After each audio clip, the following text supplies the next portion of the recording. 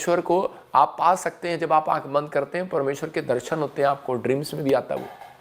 कई बार शैतान भी ड्रीम्स आपको गलत दिखाता है, वो इसलिए दिखाता है कि ताकि आप परमेश्वर से गुमराह हो जाएं। तो आपको इन चीज़ों को ध्यान रखना है। मैं इसलिए सिखा रहा हूँ कि ताकि आपकी नॉलेज बढ़े और आप आशीषित हो जाएं यीशु मसीह के नाम में।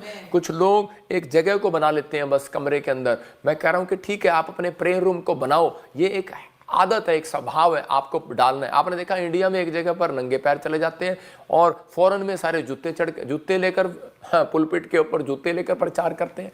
तो आप समझ रहे हैं, तो आपको बहुत सारे लोगों के बातों का उत्तर आपको वचन से मिलता है कि हम परमेश्वर के लोग हैं। जो लोग अपने लिए अधीन नहीं रहते परमेश्वर के कामों की, उसकी आज्ञा के, उनके ऊपर परमेश्वर का क्रोध पड़ता है। तो इसलिए पवित्र आत्मा चाहता है कि हम परमेश्वर की अधीनता में चलें। शराब नहीं पीना, जैसे उसने कहा, गाली नहीं देना, झूठ नहीं बोलना है, विचार नहीं करना, इन चीज़ों से हमें दूर रहना है। परमेश्वर का आत्मा आपकी ज़िंदगी में काम करता है। हम देखते हैं इफिसियों 5:24 में कि अधीनता कह रहा है कि बड़े बड़े रास्तों को खोलती है। हो सकता है कि आपकी लाइफ में कोई काम ऐसा हो गया हो और आप आगे ना बढ़ पा रहे हो, लेकिन परमेश्वर किन लोगों के रास्ते खोलता है। याद रखना, कह रहा है जब कलीसिया मसीह के अधीन रहती है, और कह रहा है कि जब विश्वासी पास्टर के अधीन रहता है, बच्चे जब माँ बाप के अधीन रहते हैं, और तो उसके बाद परमेश्वर का आत्मा कहता है कोई माइकलाल आपकी आशीष को नहीं रोक सकता। आपकी आशीषें खुलेंगी यीशु मसीह के नाम में।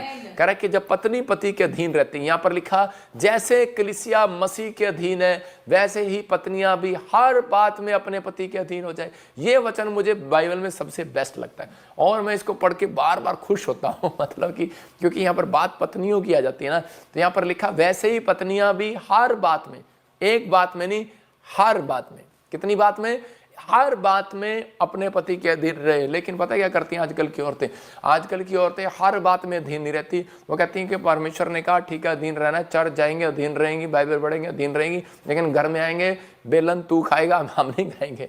तो मतलब कि क्या है कि उसके साथ हर बात में अधीन रहना है वहाँ पर, क्योंकि उसकी माँ ने सिखाया होता है। कहते बेटे नहीं, कहीं ऐसा ना हो कह रहा है दमाद हाथ से निकल जाए, उसको थोड़ा कंट्रोल में रखना है, उसके ऊपर थोड़ा सा रोब शासन रखना है। लेकिन ये नहीं पता, कह रहा है कि कई बार कह रहा है जब आप अधीन नहीं रहते, इसलिए औरतों के तलाक होने शुरू हो जाते हैं।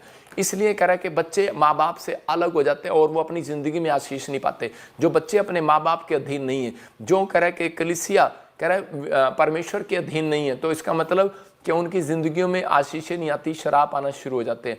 मैं आज आपको बाइबल से बताऊंगा बहुत सारी घटनाएं ऐसी, लेकिन विश्वासी को अपने अंदर ये बात को डालना है। क्योंकि परमेश्वर ने अधीनता के बारे में इतना जोर क्यों दिया? क्योंकि सबसे पहला पाप जो है लूसीफर ने घमंड का किया था। और आज बहुत सारे लोग जो है इस पाप के अंदर फंसे हुए हैं, उन घमंड करते रहते हैं। मैं बहुत बाइबल पढ़ता हूँ, मैं बहुत प्रार्थना करता हूँ, ये तो मेरे सामने कुछ भी नहीं है, ये तो पास्टर मेरे सामने कुछ भी नहीं है। मैं कह रहा हूँ ये घमंड का पाप होता है, समझ रहे कि नहीं? तो यहाँ पर कह रहा है कि जब घमंड किया किसी ने, तो उसी समय परमेश्वर ने कह रहे उसको गिरा दिया। और लूसीफर ने जब घमंड किया, लेकिन उसने क्या किया, वो अधीन नहीं रहा परमेश्वर के, वो उसके जगह पर एक सिंहासन बनाना चाहता था और वो स्वर्गदूतों को अपने साथ जोड़ना चाहता था। तब परमेश्वर ने उसको उसी समय उसको वहां से गिरा दिया और परमेश्वर ने उस व्यक्ति से, उस स्वर्गदूत से, जो अब वो शैतान बन चुका है, जिसका नाम लूसीफर है, उससे धोखा खाया हुआ है परमेश्वर ने, उसका दिल टूटा हुआ है। इसलिए वो ऐसे लोगों से सावधान करने के लिए इस वचन में बोलता है, कहता है कि इफिसियों की किताब में कि अपने विचारों को शुद्ध करो, कह रहा है अधीन रहो हे पत्नियों, कह रहा है कि हर बात में अपने पति के अधीन रहो। क्योंकि शैतान ने सबसे पहले किसको बहलाया फुसलाया? औरतों को फुसलाया। और क्योंकि वो सांप बनकर किसके पास गया था? औरत के पास गया था। और क्योंकि आदम उसकी बात में नहीं आया, लेकिन औरत उसकी बात में आ गई थी। इसलिए कई बार परमेश्वर जो है कह रहा है कि आशीष जो है कि याद रखना है, लेकिन ये दोनों बातें एक अच्छी हैं, क्योंकि औरत ने ही बाद में यीशु मसीह की बात मानी। और कह रहा है कि और इसलिए आशीष भी औरतों की तरफ से आती है और शराब भी कई बार औरतों की तरफ से आते हैं। इसलिए कह रहा है कि कई बार परमेश्वर ने उसको टीच करने के लिए, आशीष देने के लिए समझाया। इसलिए लिखा एक जगह पर, कह रहा है कि यही बात परमेश्वर कहता है, कह रहा है उस व्यक्ति के घर में आशीष है। जब उन्होंने बात नहीं मानी, जो उसने जब गलत किया, पति की बात नहीं मानी, तो क्या हो गया? उनके तन पे कपड़े भी नहीं रहे, वो जंगल में चले गए, उनके पास कुछ भी नहीं था और वो पत्तों के पीछे छिप गए। लेकिन परमेश्वर ने फिर भी उनके ऊपर दया किया।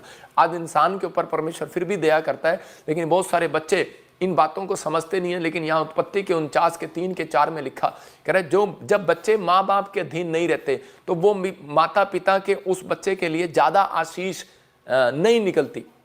जो बच्चे अधीन नहीं रहते अपने माँ बाप के, उनके मुंह से आप देख सकते हैं कि ज़्यादा आशीष नहीं निकलती। जो